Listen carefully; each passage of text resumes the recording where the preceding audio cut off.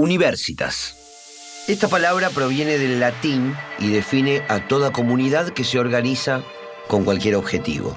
A partir del siglo XII, en Europa, su significado se aplicó para reconocer a los grupos de maestros y estudiantes que se unían por el derecho de enseñar y estudiar. Con el paso de los años, daría nombre a una de las instituciones más antiguas y complejas de la historia, la universidad.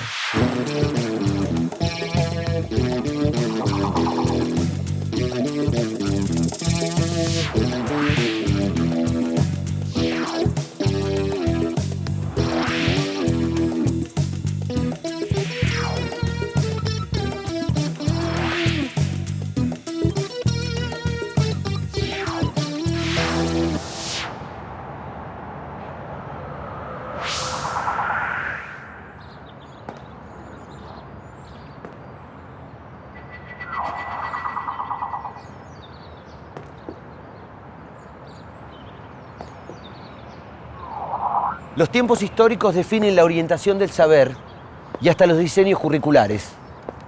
A fines de los años 60, la universidad comenzó a demandar una formación que resolviera los problemas nacionales.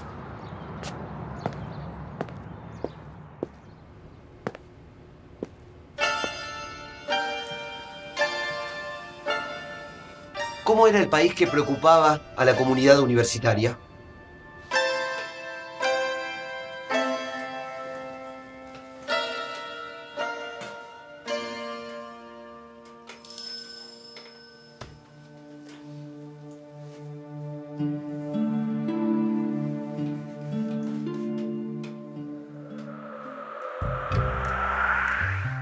La dictadura iniciada en 1966 hizo decaer los salarios, llevó la inflación al 80% anual y provocó las protestas de trabajadores, sobre todo de los gremios nucleados en la CGT de los argentinos.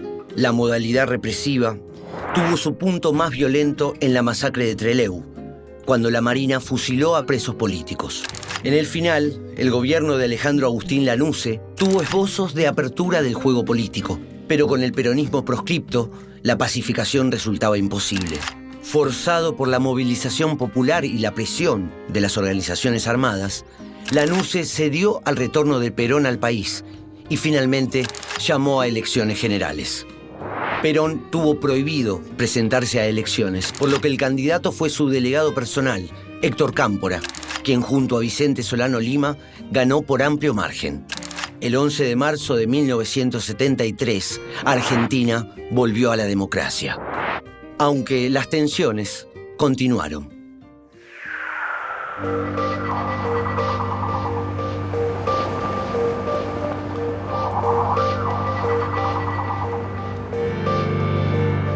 Poco después de asumir la presidencia, Cámpora intervino en las casas de altos estudios. Su fundamento era que la universidad, en lo cultural, reflejaba la dependencia económica y política del país, y que la liberación nacional que proponía el nuevo gobierno exigía que las universidades estuviesen al servicio del pueblo. La mayoría de los rectores interventores surgieron de la juventud peronista, de la agrupación Montoneros o de sectores que los apoyaban. La juventud peronista hizo propuestas que fueron tenidas en cuenta. orientar los contenidos curriculares a las necesidades productivas regionales, incorporar a los estudiantes al trabajo social para que no hubiera diferencias entre el trabajo manual y el intelectual, un gobierno universitario integrado por docentes, estudiantes y no docentes, el ingreso irrestricto y el aumento del presupuesto universitario.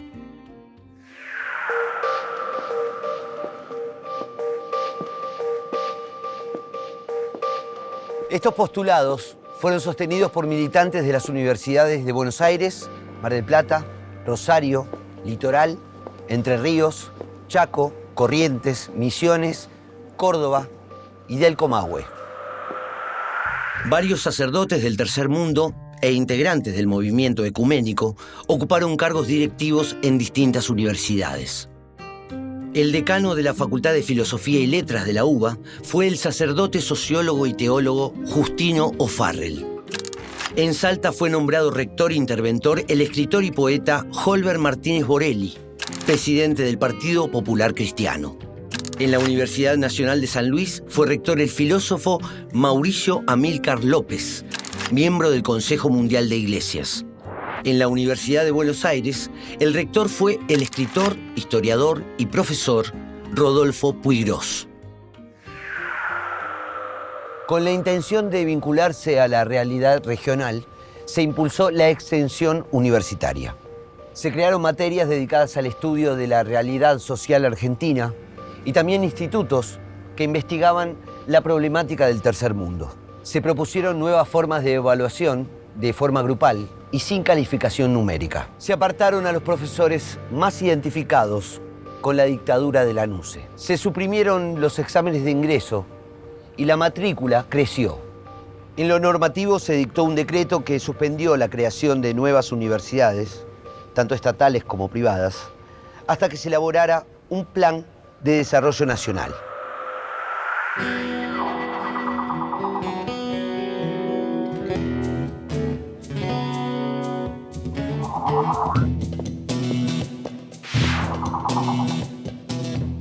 Vamos a conversar sobre la universidad de 1973 a 1976. 1973, triunfo de Héctor J. Cámpora, bajo el lema de Cámpora al gobierno, Perón al poder. Así es. Hay que recordar que esa consigna la ideó Leonardo Betanín. Creo que su hija trabaja en tu universidad. Miramos vos. Vivíamos una etapa, los jóvenes, la Argentina, América Latina y en general una parte considerable del mundo, pensando que el sistema capitalista estaba en una crisis grande, importante. Y en ese marco el mundo universitario era un hervidero en función de transformar de manera revolucionaria nuestros países. Y entonces, apenas se asumen las universidades, en muchísimas de ellas, en el caso de la UBA, que conozco más, puedo contarlo de manera mejor, en muchas de ellas se desarrollaron transformaciones de planes de estudios. En este sentido, un sentido más nacional, más popular, más centrado en el estudiante, más centrado en el aprendizaje y no tanto en la enseñanza, más en el conocimiento práctico y no tanto teórico, más en el compromiso del estudiante y no pensar a la universidad como una isla, tratando de romper con lo que era la universidad cientificista. Warshawski influía en todos nosotros bastante. Ahora, todo esto que te estoy contando se da en el marco de un proceso revolucionario. O sea, todos nosotros creíamos que lo que hacíamos era apenas un escaloncito, un mojón pequeño en relación con lo que queríamos.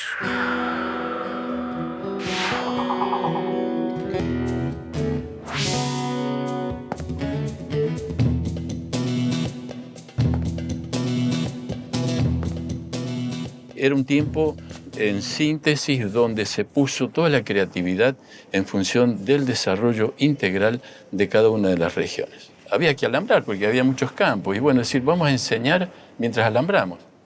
Y había docentes investigadores de primer nivel. Decir, vamos a investigar en la zona de Médanos y en todos lados, vamos a investigar de cómo mejoramos toda la producción, además de mantener la excelencia. Paper en el más alto nivel científico, pero investigaciones para resolver. Es decir, la síntesis. ¿Y los docentes y los estudiantes alambraron? Alambraron, por supuesto, y enseñaban genética, teníamos... ¿En el campo? En el campo, mientras trabajaban. Y eso se pudo hacer.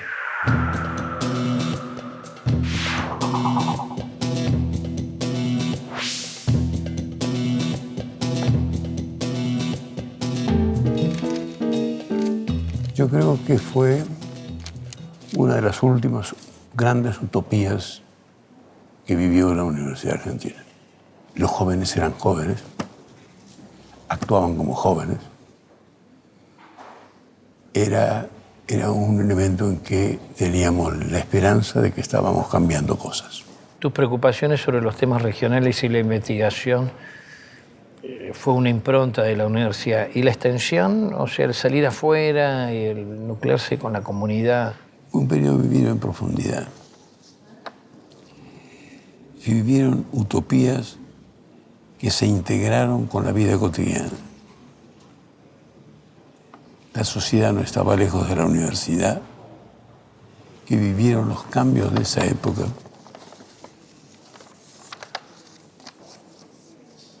Una universidad cuyo objetivo fue, y lo sigo repitiendo en los términos de referencia de las universidades, la universidad participa, incide y aprende de los problemas de la región.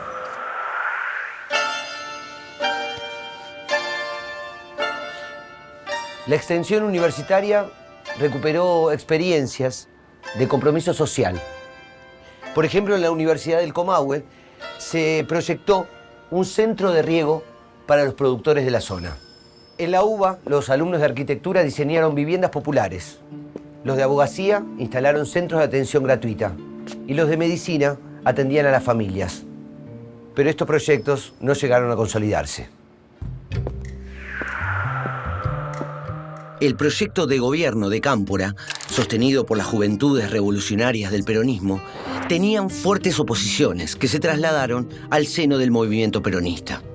Este enfrentamiento quedó reflejado en la llamada Masacre de Ezeiza, el 20 de junio de 1973, día en que 2 millones de personas aguardaban el regreso definitivo de Perón a la Argentina.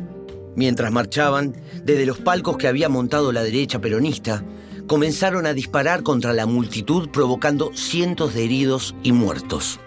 La violencia se reinstaló como modalidad de la disputa política. El 13 de julio, tras solo 2 meses de gobierno, el presidente Cámpora renunció.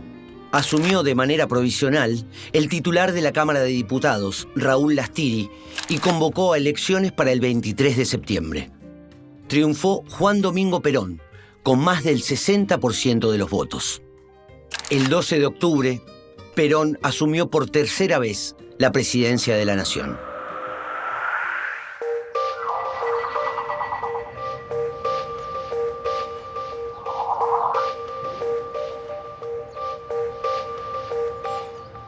El 14 de marzo de 1974 se sancionó la Ley 20.654 de Universidades Nacionales, conocida como la Ley Tayana, por el ministro de Educación, que fue el que la promulgó, el doctor Jorge Tayana.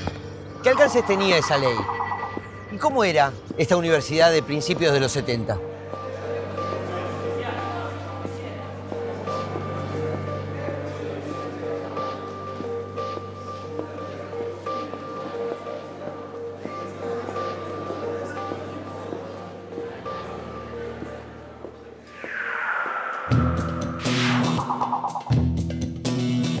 Recuerdo que había una expectativa muy grande con el gobierno de Héctor Cámpora y su componente juvenil y las expresiones también universitarias que en ese momento se daban, que todavía no era lo que después fue la Juventud Universitaria Peronista, sino que eran expresiones más bien locales que posteriormente, años después, se fusionaron en lo que fue la JUP.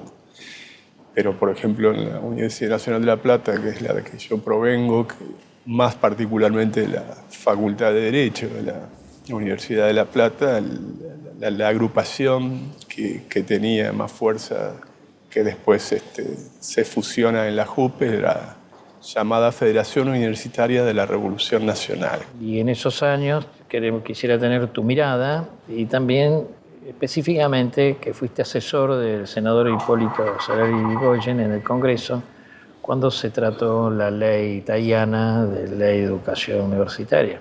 Obviamente ya existía una puja desde el punto de vista político entre quienes expresábamos a los sectores reformistas en la universidad y quienes venían con otra tradición desde el punto de vista universitario. Ahora bien, pese al corto tiempo, era todo muy acelerado, porque concluye el periodo de Cámpora, asume las Tire, elecciones, asume Perón. Previamente lo matan a José Rucci, antes de asumir, 2 días antes de que asumiera Perón en septiembre del 73. Permanece Diana, cumple en elevar un proyecto y el proyecto comienza a debatirse en el Congreso. Y las crónicas que uno ve, los que han hecho investigaciones, aparece una mirada un poco, si se quiere, flexible a las reivindicaciones reformistas o de la tradición reformista y de la Unión Cívica Radical, que finalmente terminan plasmadas en el proyecto. Sí, si uno lo mira en perspectiva y luego con lo que vino después en la universidad, que fue terrorífico, digamos, no hay duda de que ese fue un periodo mucho más participativo, de intento de integrar a todos. Gran parte de las reivindicaciones, podríamos decir así, del movimiento estudiantil, de la comunidad universitaria fueron recogidas en el proyecto y mejoradas durante el debate. Un poco el reclamo que nosotros hacíamos, que las autoridades del Poder Ejecutivo no hubiesen consultado debidamente como habían prometido. Pero luego, en el curso del debate, de las negociaciones parlamentarias que se dan, muchas de estas cosas que vos estás planteando fueron consagradas. Y algunas otras que en realidad nosotros también teníamos desde nuestra óptica reformista cierta visión crítica a la historia, ¿no? La autocrítica que podíamos hacer de nosotros mismos con respecto a este concepto de Torre de Marfil, de universidad aislada, de que se cumpliera el tema de la extensión, ser receptivos a toda esa crítica, pero también una fuerte reivindicación en contraposición con lo que habían sido algunas de las legislaciones, por ejemplo, de la ley Guardo de 13.031 de la época de Perón, que era totalmente diferente a esta, que no queríamos que se repitiera de ningún modo esa historia. Me parece que Diana fue un hombre receptivo, predispuesto. De hecho, la historia posterior demuestra que justamente era un avance importante lo que se había conseguido en ese momento a lo que vino como una contracorriente tan dura y tan negativa para la Universidad Argentina y para todos los argentinos. El 1 de julio de 1974, Perón falleció. Lo sucedió su mujer y vicepresidenta, María Estela Martínez de Perón. Su administración estuvo marcada por la crisis económica y por medidas represivas que solo aumentaron la violencia social. La pelea interna del peronismo afectó la gobernabilidad. El ministro de Educación, Oscar Ivanisevic, dispuso la intervención de varias universidades y los nuevos interventores asumieron escoltados por grupos paramilitares y parapoliciales. En la UBA fue designado Alberto Otalagano. En las universidades nacionales del Sur y del Comahue se nombró al derechista Remus Tetu. Los interventores ejercieron una política de control, persecución y miedo. Los centros de estudiantes fueron obligados a cerrar y en muchos casos sus instalaciones fueron destruidas. Se dejaron cesantes a docentes y se expulsaron alumnos. La AAA, un grupo paramilitar comandado por el ministro de Bienestar Social, José López Rega, asesinó y secuestró a militantes políticos y sociales, incluyendo a profesores y delegados estudiantiles. El modelo de universidad planteado en el 73 fue debilitado. Durante la gestión de Ivanisevic se reinstauró el ingreso por examen y cupo y se intentó modificar la ley de universidades para que el Poder Ejecutivo pudiera nombrar a las autoridades y se suprimieran los concursos de docentes. Se originó entonces un nuevo vaciamiento en las universidades por las persecuciones, el exilio y el pase a la clandestinidad de muchos de sus integrantes. Se clausuraron los centros de estudiantes y para controlar las actividades dentro de la universidad se nombraron celadores que provenían de la policía y de las Fuerzas Armadas.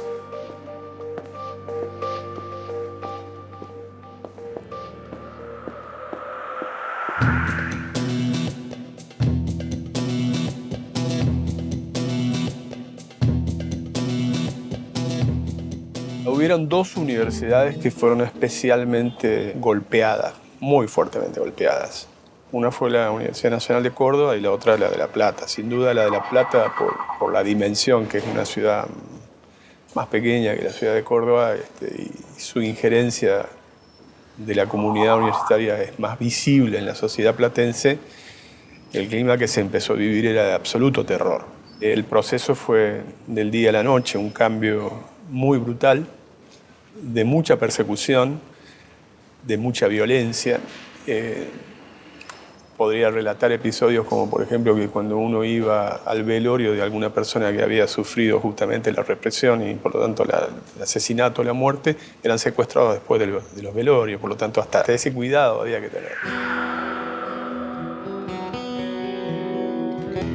Después de la expulsión del 75 por el señor Remusteto, no podía... Porque vos sos de origen riocuartense. Claro. Entonces, pero en Río Cuarto también estaba una contraparte también de esa misión famosa, que cuando le llevé todos los antecedentes me dijeron, no, sí, usted tiene muy buen antecedente, pero no se puede acercar ni a la universidad porque ahí en el Ministerio de Educación tiene, no sé, qué sé yo, cuántas cosas. Sí, hubo un gesto muy, muy bueno de la embajada, tengo que decir el nombre, la embajada de Francia a través del agregado cultural.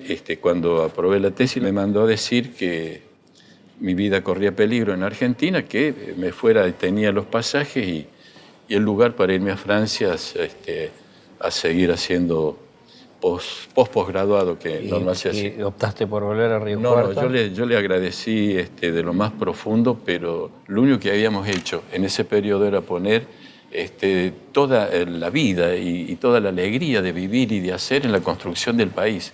Entonces yo no me iba a ir. Me quedé pero tenía un hijo chiquitito y justo mi esposa quedó embarazada, entonces me dediqué a trabajar. Ajá. Y trabajé de peón de albañil, trabajé de tractorista, Mirá trabajé de todo un poco. Bueno, no lo esperaba decir porque no había circunstancia, pero te quiero decir que como a mí me echaron en el 75, me dediqué también a oficios. Fui carpintero y con un sociólogo hicimos una carpintería que se llama Vamos y Vemos. Vamos y vemos, si lo podemos hacer, lo hacemos. Encolábamos, hacíamos bibliotecas, etcétera. Los dos algunas familias nos contrataban porque decían, son 2 profesionales. Claro. Algún médico para invitarnos a arreglar alguna puerta como excusa, simplemente para hablar de la Revolución China, de la Revolución Maísta, de la Revolución Cultural, hasta que fui cerrajero. Tuve el oficio de cerrajero. La cerrajería se llamaba la llave rota. Hasta que no me pude quedar en el país y, bueno, en mi caso tuve que salir al exilio en 1976.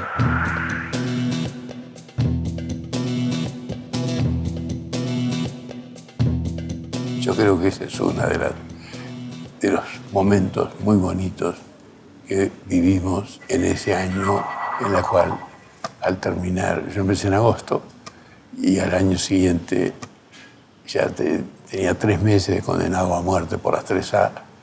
Finalmente los franceses dijeron, tengo información mala para usted, y lograron invitarme y salir del país el 31 de diciembre del 74.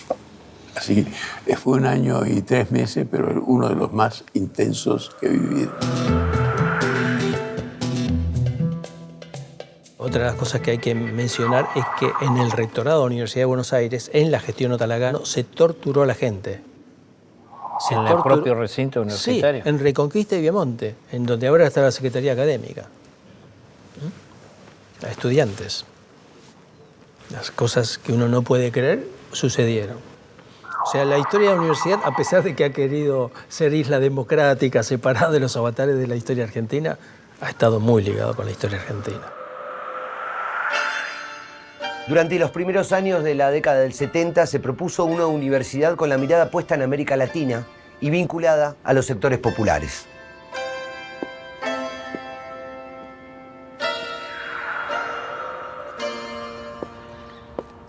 Tras el golpe cívico-militar de 1976, la acción represiva se aplicaría con fuerza para romper esos lazos y desarticular a la comunidad universitaria. Qué dolores y qué resistencias viviría nuestro país.